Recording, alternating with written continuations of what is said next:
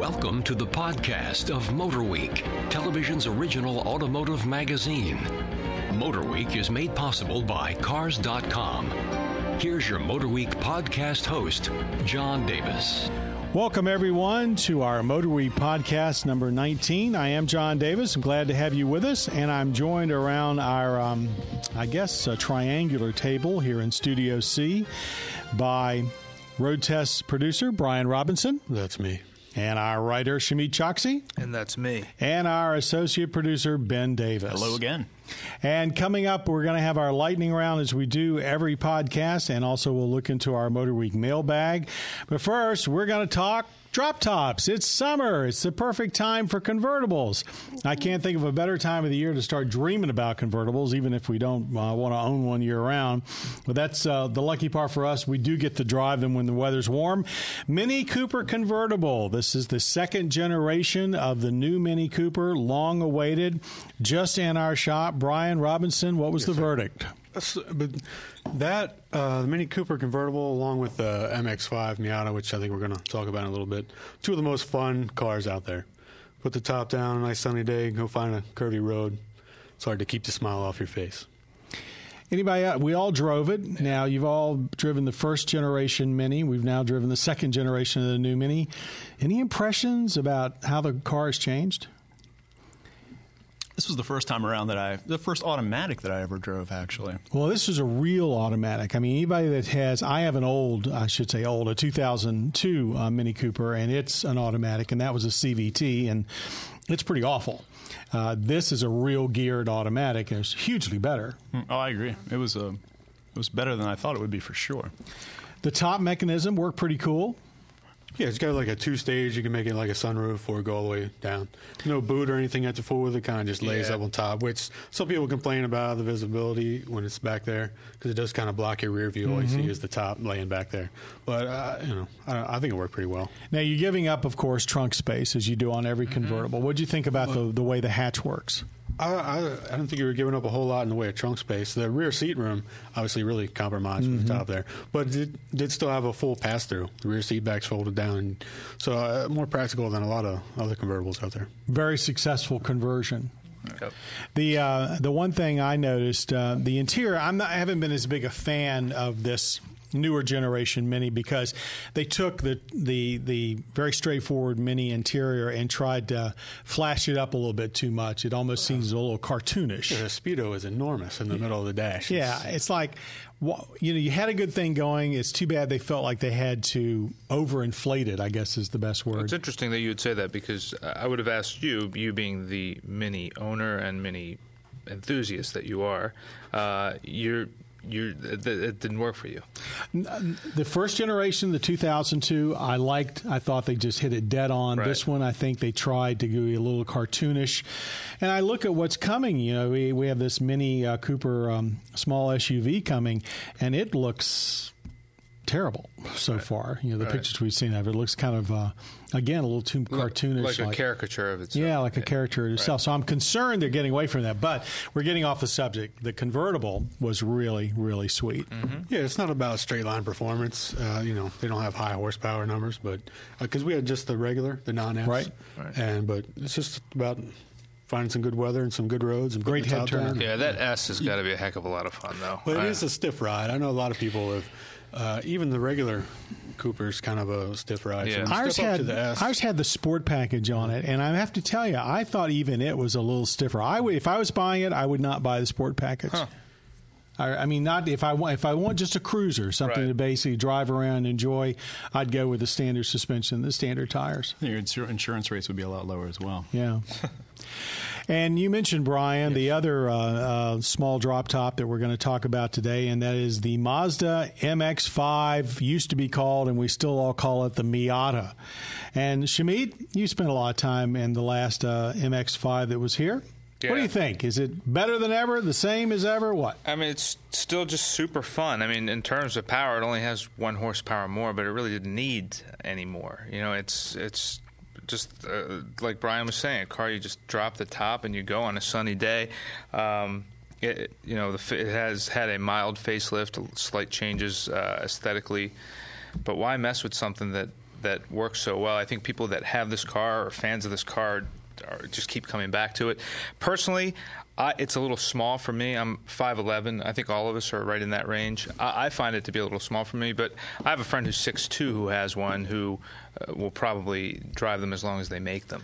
You know, you can get them with a power hardtop, or you can just get the regular cloth top. And I have to say, I still just like the cloth top because you can fold it up or down in about 3 seconds. I think there's a little more room with the cloth top, too. Yeah, but I was amazed at how well the hardtop is designed. I mean, it's still got a full trunk. It's very impressive. Very impressive mechanism compared to some we've seen, and very smooth operating. It's hard to find any fault with a Miata, and it's one of those cars that if you bought one 10 years ago, chances are you've had almost no problems with it. When I sold mine, it was, 11 years old. And it didn't have a lot of miles on it, but it ran as good as it did the day new. And, they just keep soldiering on forever. Yeah, it's a great, weekend car. I'm going to take on a trip. My wife and I do a lot of motorcycle touring. We're always like, well, we could never find a car that would give us the same kind of experience. But we had Miata when we had it here. We took it over for the weekend on a trip. And it was just as great. You get top down, wind in your hair, tunes cranked. It was wonderful weekend. And didn't cost a lot of money. Yeah. So there's two reasonably affordable convertibles for folks to go out and enjoy summer with, the Mini Cooper convertible and the Mazda MX-5 Miata. Yep. Okay, let's move on now to our lightning round. And here's a question that I think probably more energy has been expensed without a real answer, and we're going to do some more. There's a lot of talk about alternative fuels. But which one do we think will be the dominant fuel, let's say 20 years from now? Let's go out to, about 2029. Mm-hmm. What do you think we're going to be putting in the tanks of our vehicles or anything? I can't speak for we. I can just speak for myself, but I would say we're still going to be on gas. I mean, why? I don't know. We keep hearing about hydrogen fuel cells, and it's just, 5 more years. Then, I don't know. I imagine it'll be a little more practical, but I mean, our whole infrastructure is just dominated and revolves around gas. I just don't. It's going to take a lot longer than the next 20 years to change that. What about diesel? Or we already have E85. Of course, that's not as widespread. But diesel, E85, even natural gas. Do they hold any promise? I think we're going to make our shift from fossil fuels and starting in the next 10 years. I think 20 years out, it's very probable that hydrogen fuels. Once we get this infrastructure thing worked out, I know it's a huge thing. It's enormous, but they're going to figure it out. It's just going to take some time. I'm putting my chips on hydrogen. Ben, any thoughts? I'm thinking biodiesel. I think 20 years from now, everybody's going to switch over. Everybody's going to offer a diesel engine, and maybe even 20 years from now, that'd be the only engine you can get. And, it's certainly an easy way. Diesels give you an automatic 30% improvement in fuel economy almost. And there's been leaps and bounds in the biofuel industry lately. I just think. I'm going to throw my hat in the ring to one fuel that I used to think a lot of, then I felt it fell out of favor, and now it's back, and that's natural gas. And the reason I say that is the United States has 600-plus years of natural gas, underneath the earth. They figured out now how to get it out of the earth more cost-effectively than they could. There's no reason every internal combustion engine right now design can't be easily converted to natural gas. It's not a big deal. It does have some disadvantages as far as range. It has some other advantages. In fact, you might be able to fuel it up at home using a home fueling system, which might also be the way we get hydrogen for hydrogen fuel vehicles, changing from natural gas to hydrogen. Whoa. So that's very interesting. We had a good round robin, and everybody's a different opinion, and one of us is probably going to be right about 20 years from now. Not. Yeah. I have a feeling we may all be partially right. Pedal power. Or partially wrong. Think positive, Shamit. Yes, okay. Okay, now let's go to our Motor Week mailbag, and this one comes from Jason. Jason doesn't have an address, so I don't know where Jason's from. Jason's out there in internet land. Here we go. He says, typically, what is the best time of a year to buy a new vehicle and to trade one in? He's looking to get top dollar for his used car and at the same time save significantly on a new one. And my response to is, are we all? You figured out, Jason. You let us know. Traditionally, the best time was always the fall, but that's when all the new cars came out, and that really hasn't been true for decades. So now it's more like the end of the month. Definitely the end of the month. End of the month. Any end of the time month. of year. But Somebody explain why that's true. Why is the end of the month a big deal at time? I mean, basically based on the quota system. Right. They got quotas to meet. You know, if they've got to sell 20 cars a month and they've only sold 14 and it's the last week of the month, They're going to start giving them they'll away. do some deals. Yeah, they will. And the car companies also, as well as the dealerships, offer salesmen incentives when they reach their quotas. It can be, a hat. It can be a trip to Hawaii. It can be lots of things. Sales managers get the incentives if all their salesmen meet their quotas. There you go. So there's a lot of reasons at the dealership for them to make that deal on, the last weekend of the month and the last few weeks of the month. As far as trading in a vehicle, that can be somewhat seasonally dependent. If you've got an SUV that's in good shape or any kind of four-wheel drive, you're apt to get a better price in the winter than you might in the summer. But on the other hand, I try and tell people that unless you don't want to bother with the hassle, taking a car and trading it in for a new car is the most convenient thing, but it's not what's going to get you the best price. Well, sometimes they'll give you maybe a little better deal if they've got getting a car from you, but certainly not the best that you could get. Well, they're going to give you wholesale. Right. So if you want a little bit more, you've got to probably either sell it yourself, which a lot of people don't want to do, or if it's really nice shape, you can go onto one of the internet sites, I suppose, like Cars.com or eBay or so forth. Or donate it. Or donate if it's an older vehicle. Right. Let's go around the table. If you guys had a 5-year-old used car and you were getting ready to buy a new car, what would you do with it? Shamit? I would probably, and I know it's hard to sell a car these days, but I would probably try and give it a fair shake, maybe put it on the market for, through Craigslist or eBay Motors or something like that for about a month, see if it moves. Or Cars.com or one of the other big national sites, because the broader reach you get, the better. And then, of course, if not, then go into a dealership toward the end of the month and use the quota system to leverage myself to get the best, the highest amount from it. But know what your car is worth. Absolutely. Yeah. KBB or any of those online research places. Brian, what would you do with it if you had a car like that? I would try like Craigslist, maybe eBay, but I'd probably keep it more local and try it for a couple weeks and try to get rid of it. And you go in stages. Yeah. Ben? I would do the same thing, but the important thing is to word the ad incredibly. And if you don't have any writing skills, find somebody that does, a friend, family member. You don't mean lie, do you?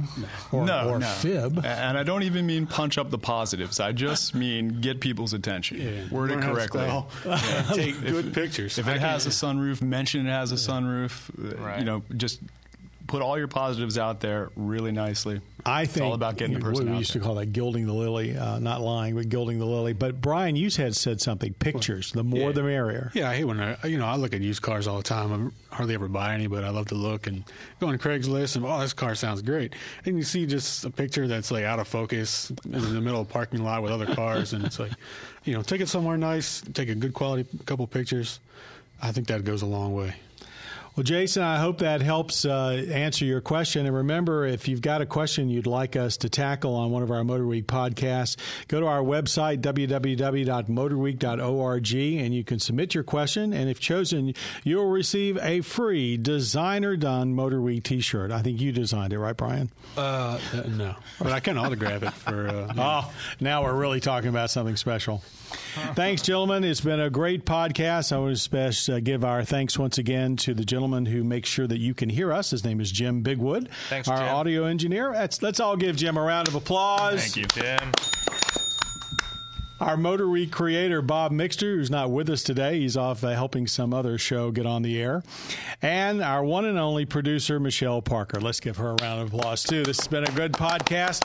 I'm John Davis. I hope you'll join us again on Motor Week very soon, and we'll see and hear you here next time. You have been listening to the podcast of Motor Week, television's original automotive magazine. Motor Week is made possible by Cars.com. For additional information on podcasts, videos, and showtimes, visit our website at motorweek.org. And watch Motor Week, television's longest-running automotive magazine series each week on your local PBS station.